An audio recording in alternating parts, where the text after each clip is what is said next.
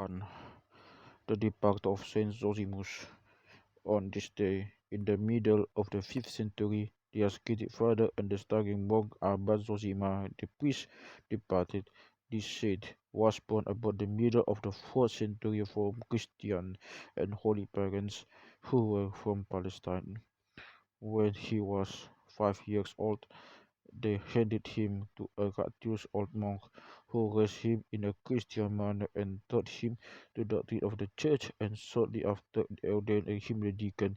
He became a righteous monk and grew in virtues. He was continually praising God, and he read the scriptures day and night and during work also. When he had completed 35 years in the monastery, they ordained him a priest. Then he increased his ascetic labors and struggle. After spending 13 years in the struggle, the enemy sought in his mind the evil thought that he was superior to all his contemporaries in virtues and righteousness, but the Lord willed to turn him away from this thought. He sent an angel to him and commanded him to go to the monastery which was near the river Jordan. He rose up and went to the monastery, and he found therein righteous old men who were more perfect in the contending than him.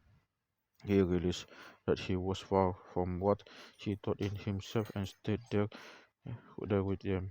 The custom of those monks during the Holy Land was that after they had fasted the first week, they partook the Holy Communion. Then they left the monastery singing the 26th Psalm,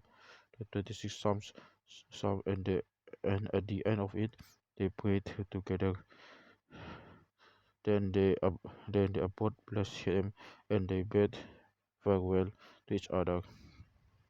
Then they dispersed in the desert of Jordan, and each of them carried out his spiritual fight by himself.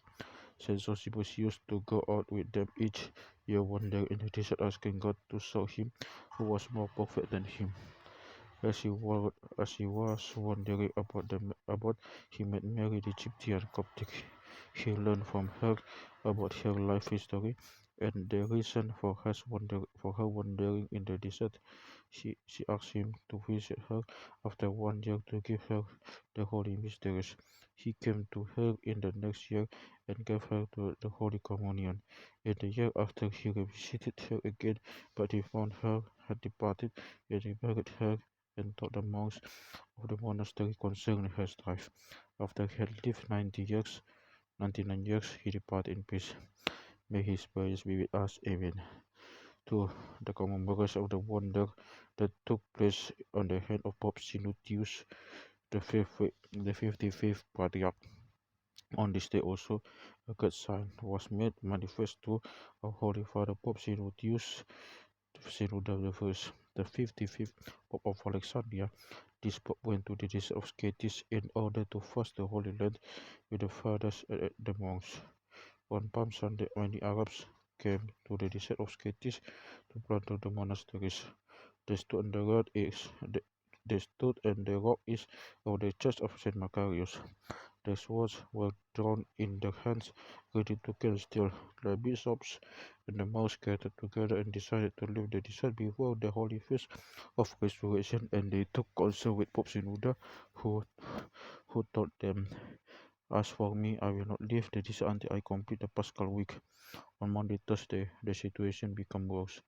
The Pope took his staff that had the sign of the cross on it, and he wanted to go out to meet the Arabs, saying, "It is better for me to die with the people of God." But they prevented him from going out. But they instead strengthened and comforted them. Then he went forth to meet the Arabs with his staff in his hand. When they saw him, they retreated and they fled away as if they were pursued by an army of soldiers, and from this day onwards they never came back to do any harm. The prayers of this Father be with us, and glory be to God forever. Amen.